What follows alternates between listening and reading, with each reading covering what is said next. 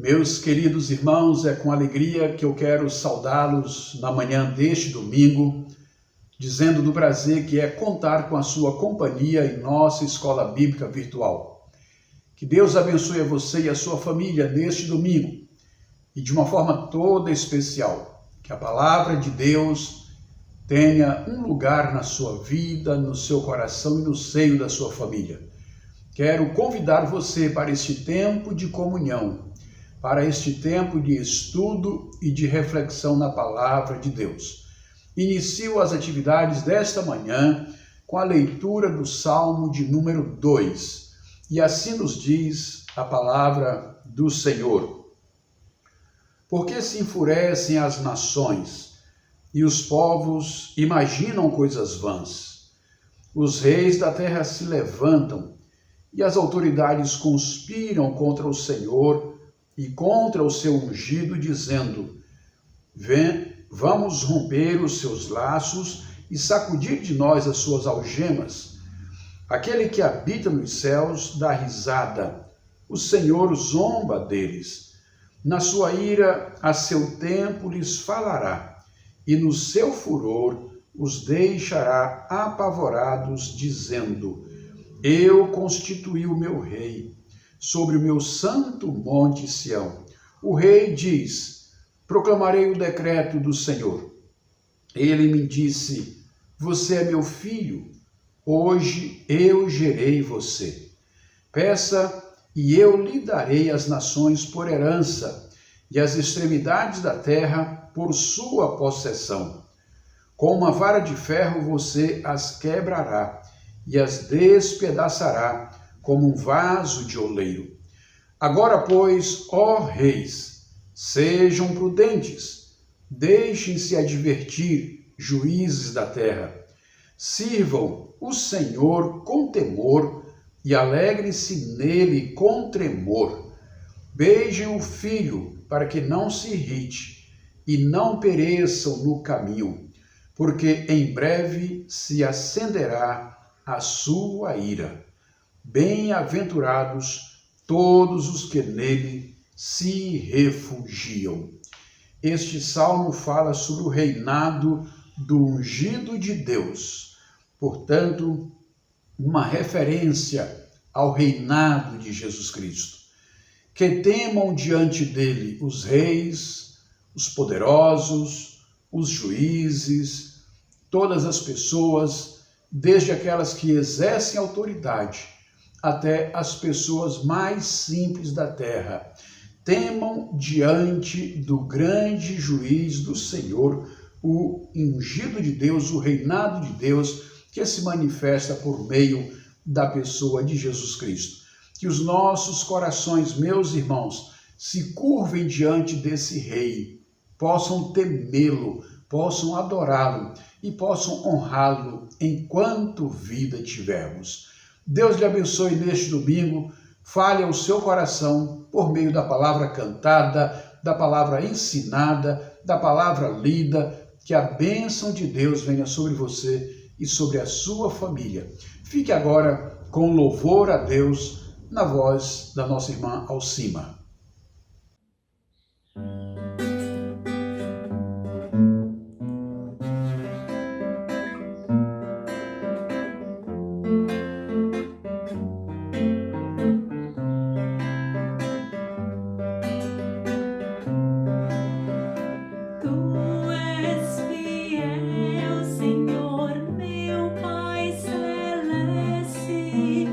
Pleno poder aos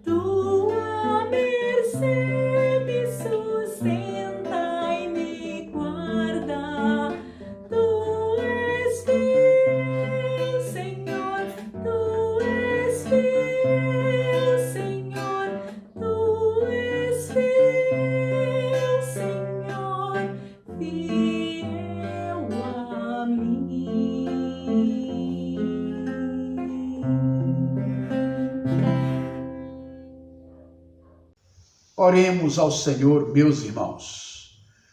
Quero bendizer teu nome, Pai, por esta manhã. Louvo a ti, ó Deus, por este dia. Louvo ao Senhor pela palavra agora cantada, pela palavra a ser exposta nesta manhã, pela instrumentalidade do teu servo Nelson. Ó Deus, fala ao coração dos teus filhos.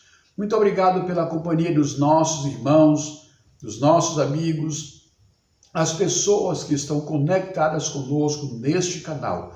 Pai, que no nome de Jesus a tua bênção venha sobre cada família, venha sobre cada lar. E as pessoas que estão conosco nesta hora se sintam tocadas pelo Senhor, abençoadas pelo Senhor. Contempla, meu Deus, aqueles corações aflitos, aqueles corações angustiados. Contempla, Senhor, aqueles que estão em luta pela saúde, aqueles que estão em busca da paz de espírito, que o Senhor esteja lhes trazendo conforto, lhes trazendo a graça da tua companhia. Em nome de Jesus nós te pedimos, ó Pai, repreende toda sorte de enfermidade sobre os teus filhos. Cura, Senhor, aqueles que estão em momento de luta pela recuperação da sua saúde. Eu peço ao Senhor que esteja também trazendo conforto do teu Espírito para todas as famílias, irmãs, amigas, parentes que sofrem com a perda de alguém querido. Pai, que o teu conforto, que a tua consolação venha sobre os teus filhos. Pedimos por cada família brasileira que está chorando, ó Deus, a partida dos seus entes queridos nesses dias. Que o Senhor lhes traga conforto e abrigo dos céus.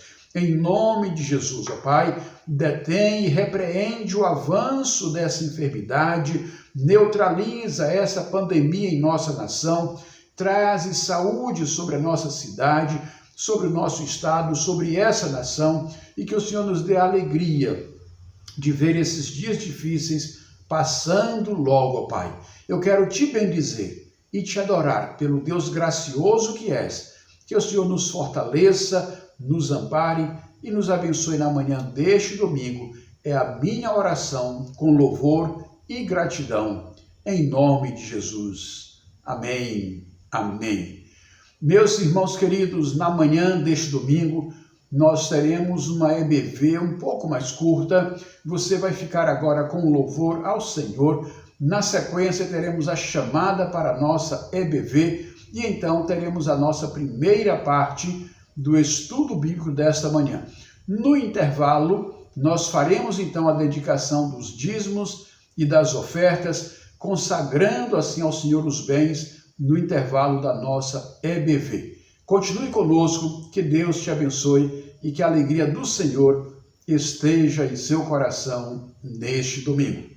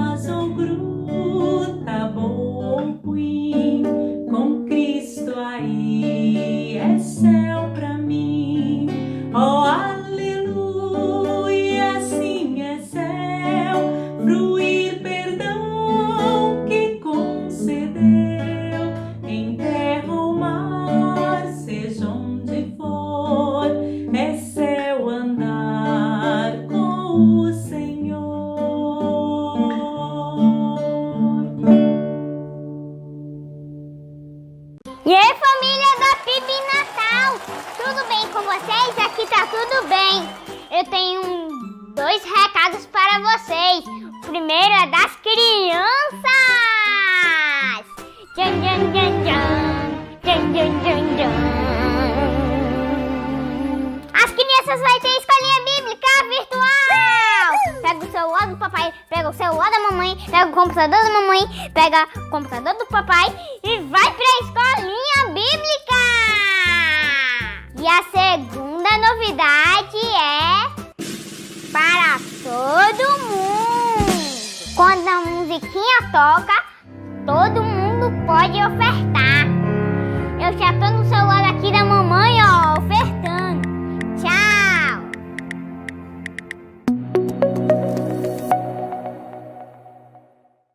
Que bom ter você aqui neste momento, ter você aqui conosco, para a gente poder aprender um pouco mais sobre as expressões parabólicas que nós encontramos na Bíblia, nos textos sagrados de milênios de anos atrás. E nós estamos encerrando hoje o nosso ciclo de parábolas, nosso ciclo de análise das expressões parabólicas que nós encontramos no livro de Jeremias, do profeta Jeremias.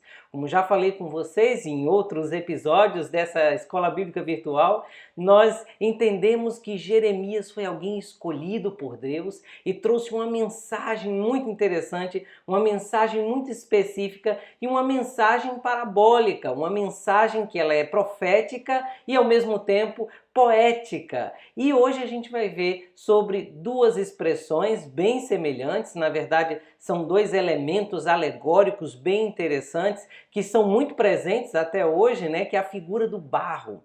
E eu quero convidar você então a abrir a sua Bíblia no livro do profeta Jeremias, capítulo 18, versos de 1 a 10.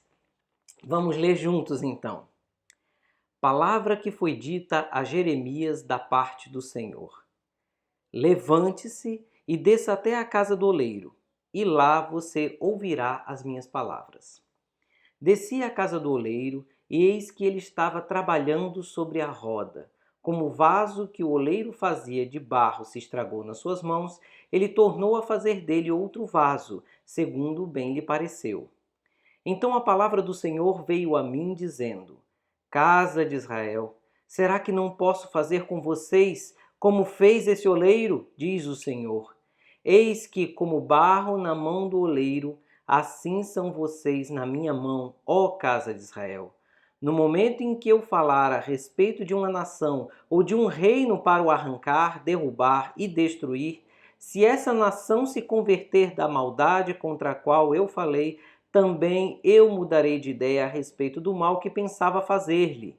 E no momento em que eu falar a respeito de uma nação ou de um reino para o edificar e plantar, se ele fizer o que é mal aos meus olhos e não obedecer a minha voz, então eu mudarei de ideia quanto ao bem que havia prometido fazer.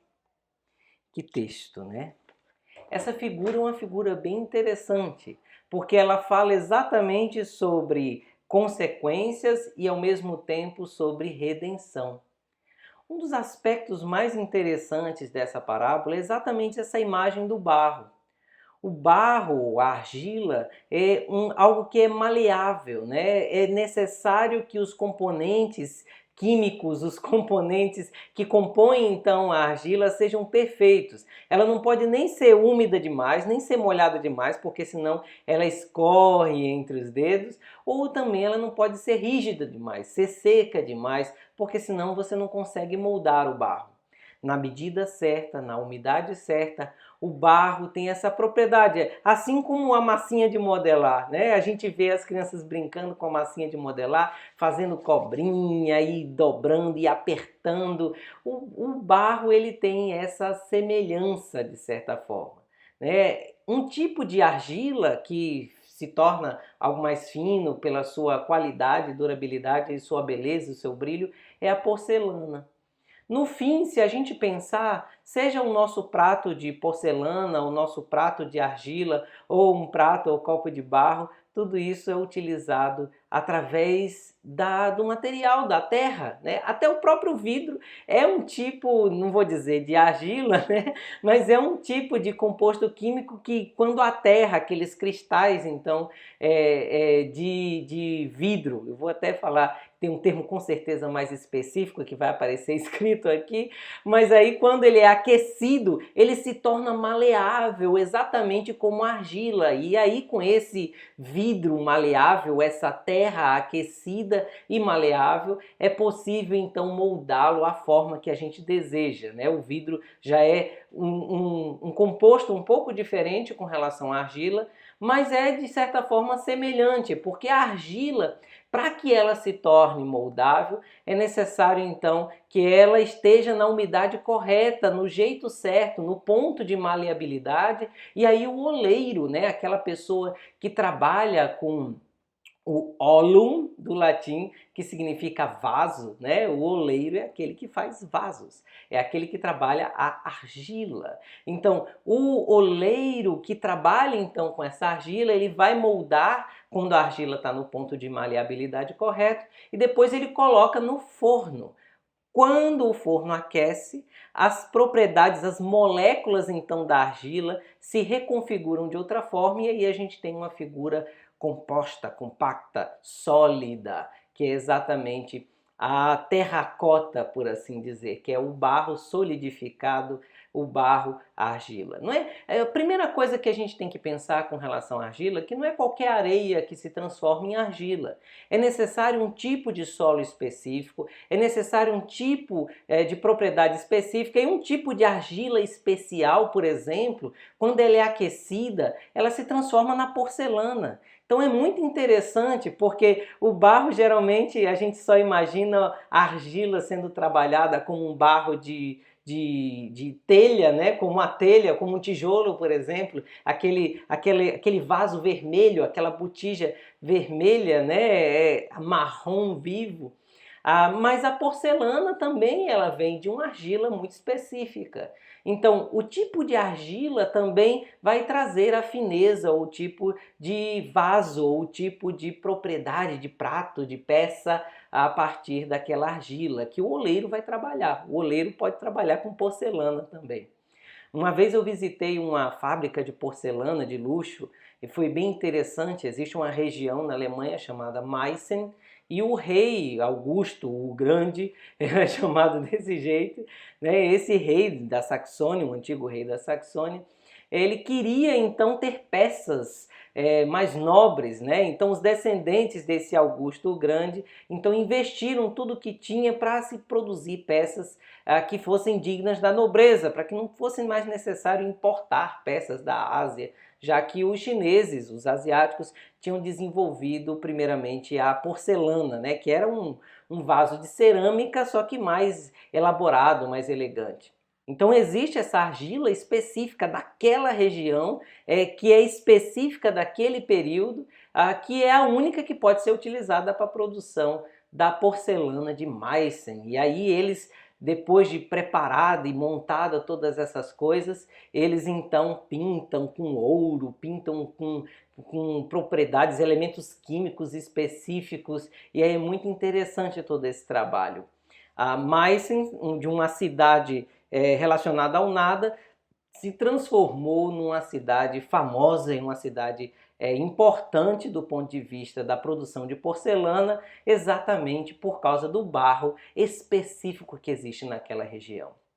Então esse é um aspecto interessante, né? O tipo de argila pode fazer com que um vaso seja considerado nobre ou não. O tipo de argila, o tipo de barro, pode fazer com que determinada cerâmica seja considerada importante ou não. E aí essa cerâmica pode ser utilizada só para fazer telha, fazer tijolo, fazer algo mais simples, ou pode ser utilizada para produzir peças que serão pintadas a ouro, a depender do tipo de argila. Isso é um aspecto muito interessante. Mas o mais interessante é que a argila precisa não só vir de um lugar específico, como ela precisa estar no ponto certo. Não pode nem ser muito úmida, não pode nem ser muito seca, não pode ter seus grãos muito grossos, também não pode ser muito líquida, muito instável. Existem propriedades específicas que compõem então o que vai se chamar de pureza da matéria-prima, né? Para que a matéria-prima seja bem utilizada, para que ela consiga ser maleável e formada, então, estruturada na forma correta, na forma adequada. Isso diz muito já pra gente, né? Porque quando a gente fala sobre isso e a gente vê a associação que Deus faz, né? Primeiro ele convida Jeremias a ir à casa do oleiro. O oleiro nem sabe o que é que está dizendo e talvez ele nem saiba da profundidade da sua obra, mas o Senhor ele observa tudo isso e ele direciona o olhar de Jeremias. E como isso foi escrito para nós, também Deus sabia que esse texto chegaria até nós, então ele direciona o nosso olhar para a casa do oleiro. A casa do oleiro tem dois pontos muito específicos. O ponto principal da casa do oleiro é a roda, é o ambiente em que, a partir do giro, o torno também é chamado de torno, isso vai girando, e aí é possível então construindo aquela obra e fazendo aquela obra de maneira que ela fique igual por todos os lados. Então, o primeiro ponto que a gente poderia dizer é que o tipo de argila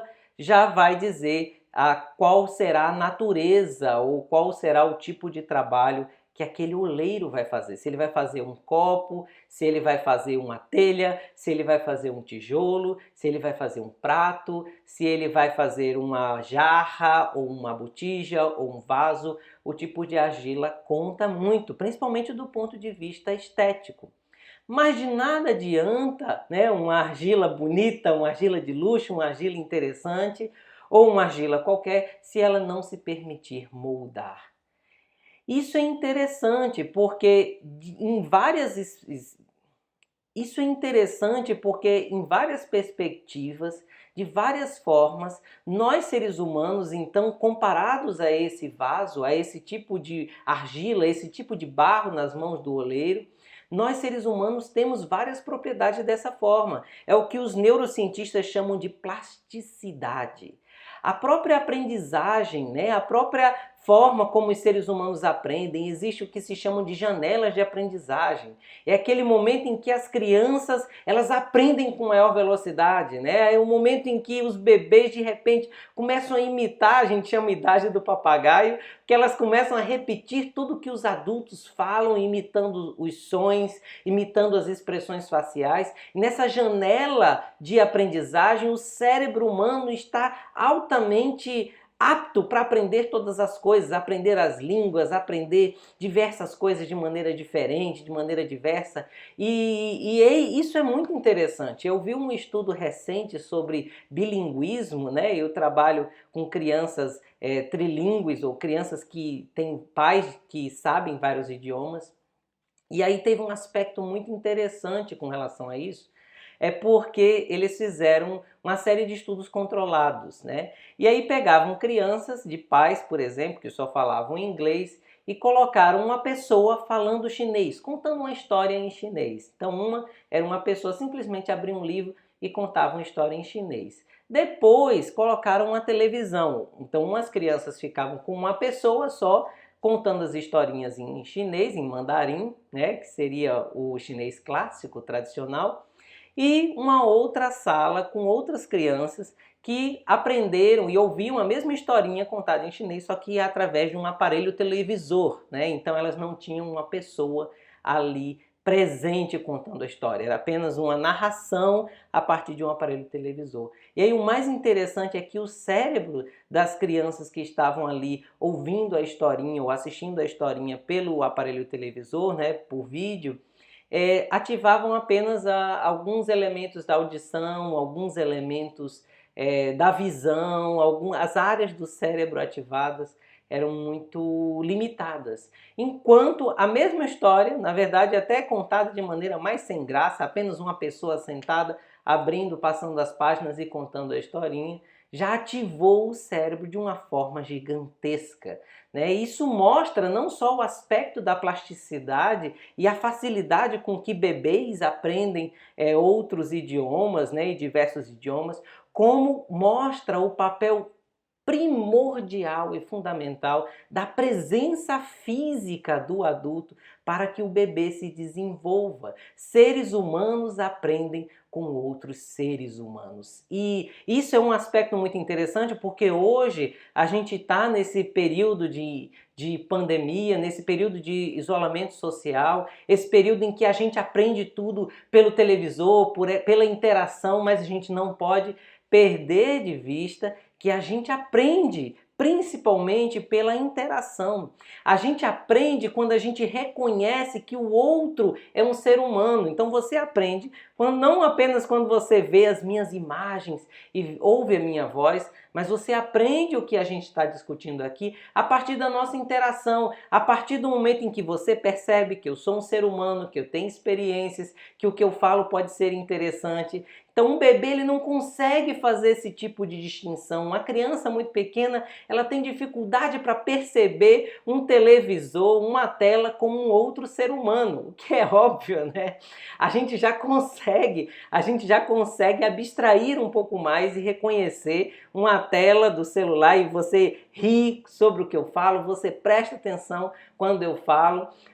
E aí isso é muito interessante porque você como adulto, né, você como alguém que tem um cérebro um pouco mais desenvolvido, consegue perceber que existe um outro ser humano nesse aparelho luminoso aí e que produz ruídos. Discussões aleatórias à parte, isso é muito interessante. Nós, seres humanos, somos maleáveis. O que nos configura e o que nos traz mais riqueza enquanto seres humanos é a nossa capacidade de aprendizagem e de mudar a nossa forma de pensamento. A mudança de pensamento é uma das coisas primordiais da nossa vida. O que o Novo Testamento chama de conversão, por exemplo, no grego original o termo utilizado é metanoia. É o ato de transformar-se, de mudar a forma de pensamento, a forma de conceber a realidade que nos cerca. Você consegue imaginar isso? Que é possível você mudar a maneira como você enxerga o mundo? Então, pense dessa forma, imagine dessa forma. Imagine que você está numa família, né? Que você faz parte de uma família. Você é um pai, é um filho, você é um avô, uma avó, você é um tio, você é um sobrinho, você é uma sobrinha, de qualquer forma, você é uma mãe. Então, de qualquer forma, você se insere dentro de uma estrutura familiar, mesmo que você não tenha muito contato com seus familiares. Agora você consegue perceber que é possível você mudar a maneira como você enxerga as coisas ao seu redor? Você pode enxergar as coisas ao seu redor, o seu familiar, de uma maneira positiva ou de uma maneira negativa. Você pode ser na vida desse familiar uma pessoa que motiva ou uma pessoa que deprecia, que só critica. Será que é óbvio que a gente precisa melhorar o mundo e que a gente quer que o outro melhore, mas será que a gente vive num mundo e que é tão mais fácil criticar e dizer o que as pessoas poderiam fazer de melhor do que simplesmente elogiar, agradecer tudo que os outros fazem ao nosso redor? Às vezes a gente acha que todas as coisas boas são obrigações de todos.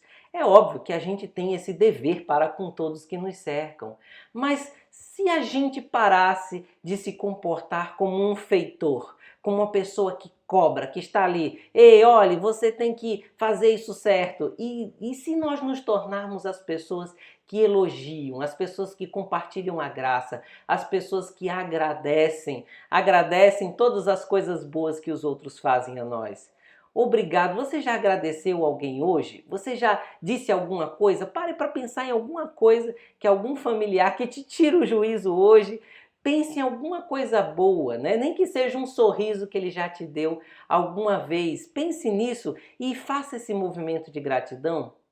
Nós temos a capacidade de mudar-nos uns aos outros e nessa mudança o que todos os cientistas observam é que um outro ser humano tem um papel fundamental na mudança do outro.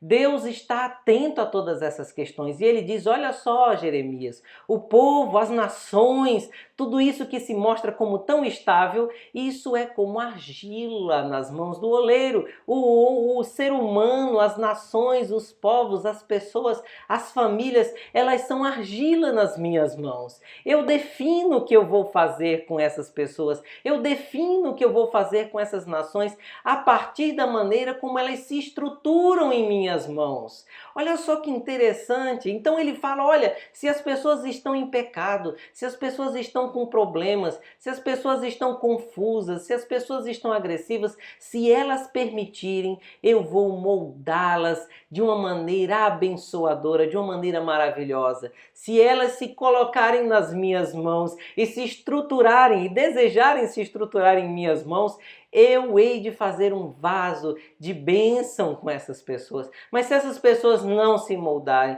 se essas pessoas não aceitarem, eu terei que destruir isso, terei que destruir esse tipo de comportamento para fazer algo novo, algo completamente diferente.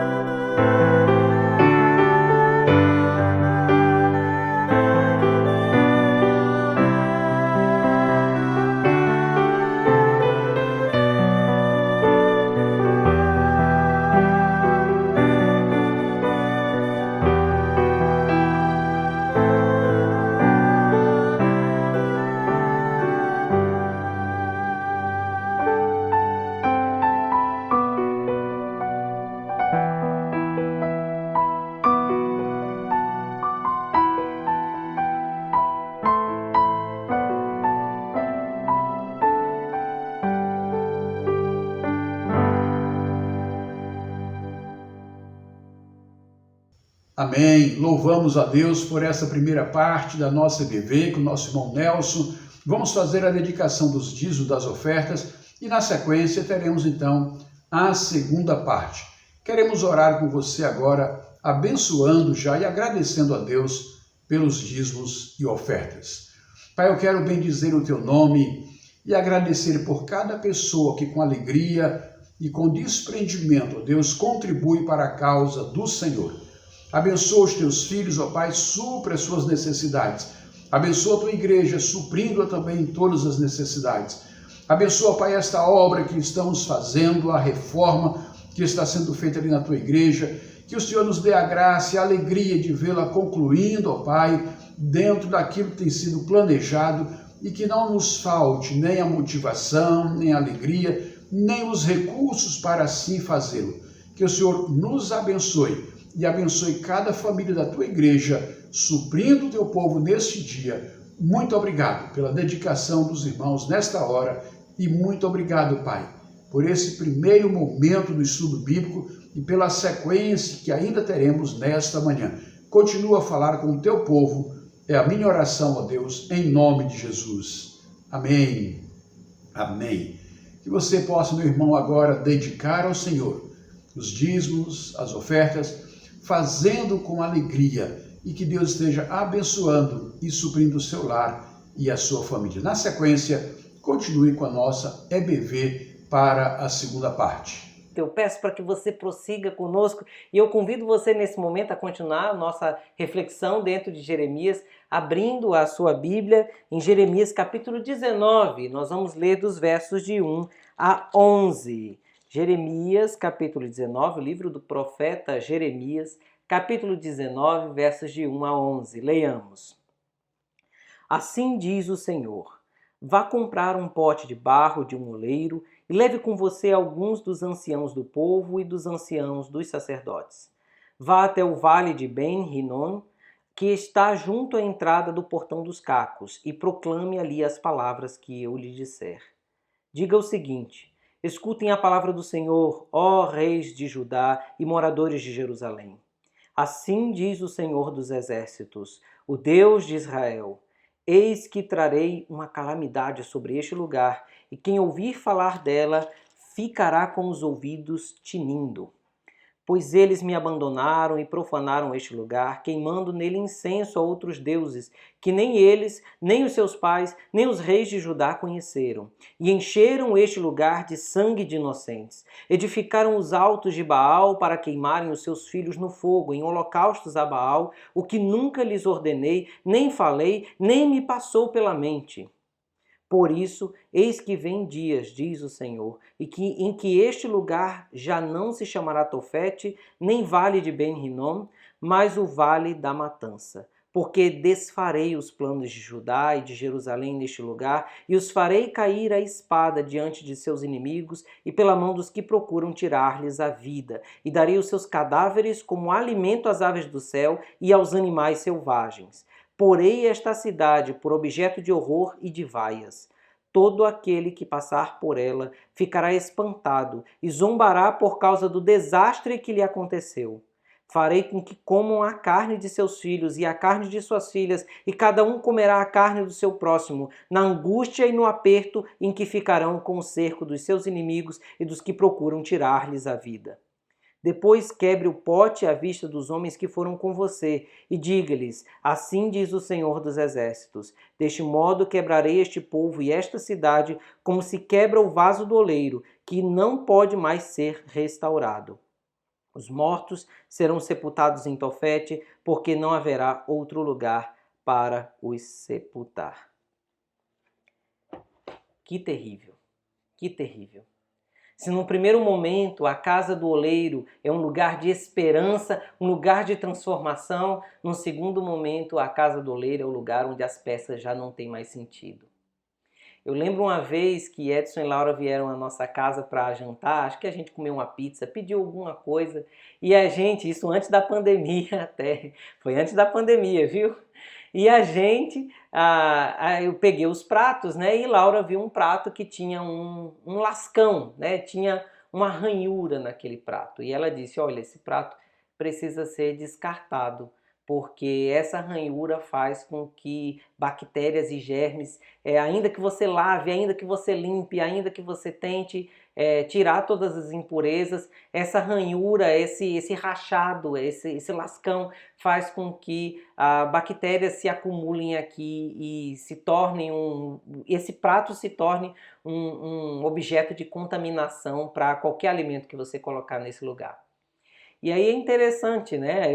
A gente descartou o prato, claro, mas um pouco depois, um cozinheiro famoso na televisão estava exatamente brigando com o restaurante por causa disso e ele quebrava os pratos no chão. Isso aqui tem um arranhão, pá! Isso aqui tem um lascão, pá! E ele quebrava porque ele dizia que era um absurdo um estabelecimento para alimentação pública ter pratos que tinham aqueles defeitos, né, que trazem realmente muitas doenças a quem comesse, quem se alimentasse naquele tipo de louça.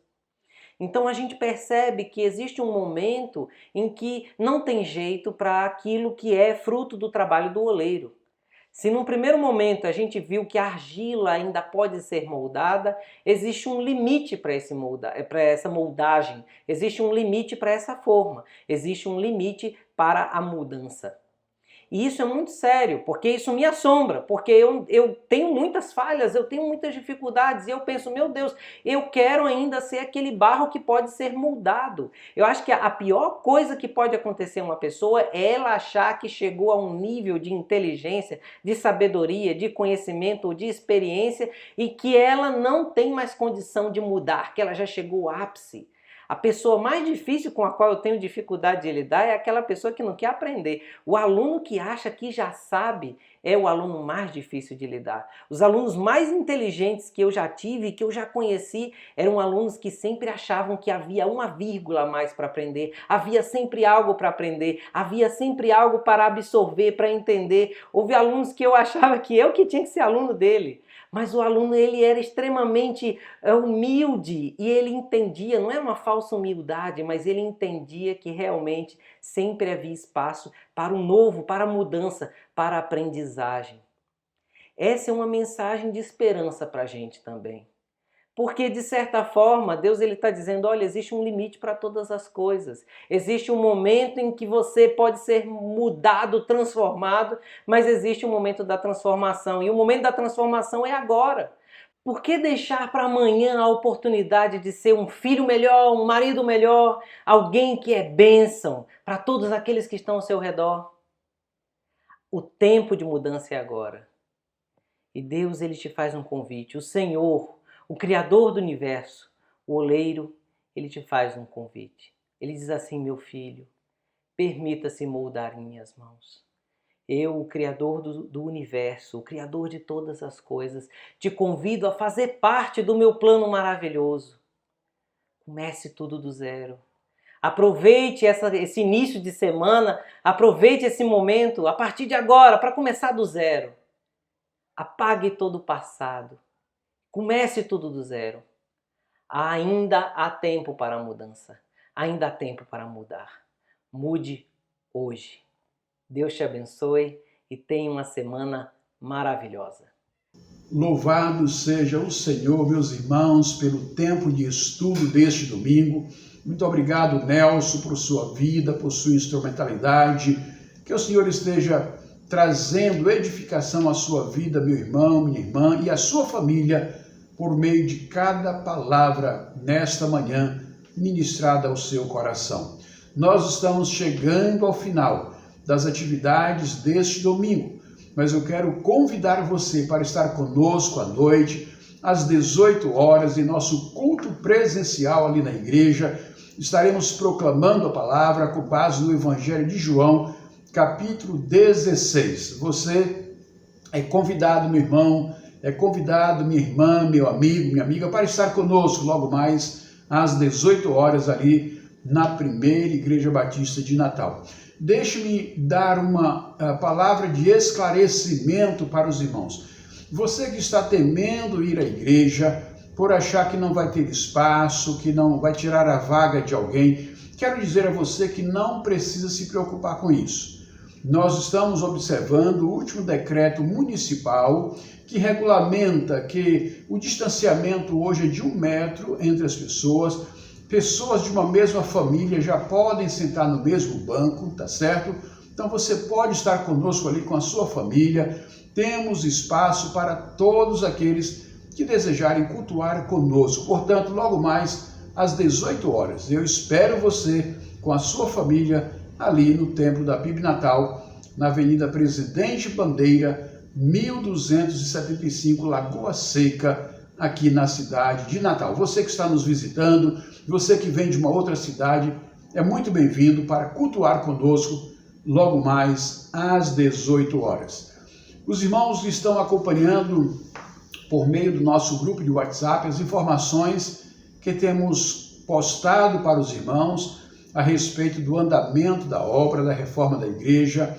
Louvado seja Deus, meus irmãos, o trabalho está andando muito bem, e a nossa expectativa é que dentro do prazo previsto, final de novembro, início de dezembro, antes do Natal, estejamos com a nossa igreja inteiramente restaurada, reformada.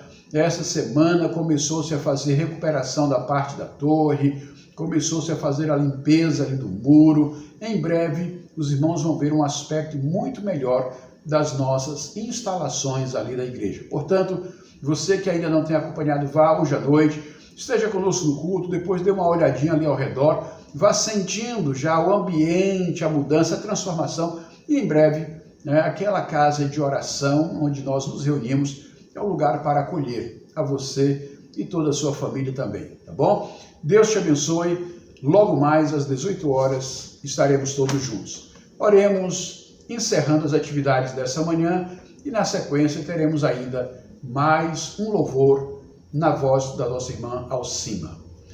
Pai, obrigado por esse dia, pelo estudo bíblico, pela oportunidade de cultuar ao Senhor. Obrigado pela oportunidade de louvar e adorar o teu nome. Deus, que no nome de Jesus, cada vida, cada pessoa esteja sendo consagrada ao Senhor, esteja renovando o seu compromisso contigo, que a palavra ministrada, ensinada nesse dia, esteja operando, ó Deus, e produzindo transformação na vida das pessoas pelo poder do teu Espírito Santo. Receba o nosso louvor. Abençoa logo mais o culto da noite. Abençoa também, ó Deus, aquela programação especial dos homens no dia 24 de outubro, que possamos estar juntos ali para aquele café da manhã e na sequência para aquele momento de reforma da residência daquela senhora, que seja um tempo de alegria, um tempo de renovo na vida do teu povo. Queira nos abençoar e nos guardar. É a minha oração, Pai, em nome de Jesus. Amém. Amém. Deus abençoe você e até logo mais às 18 horas.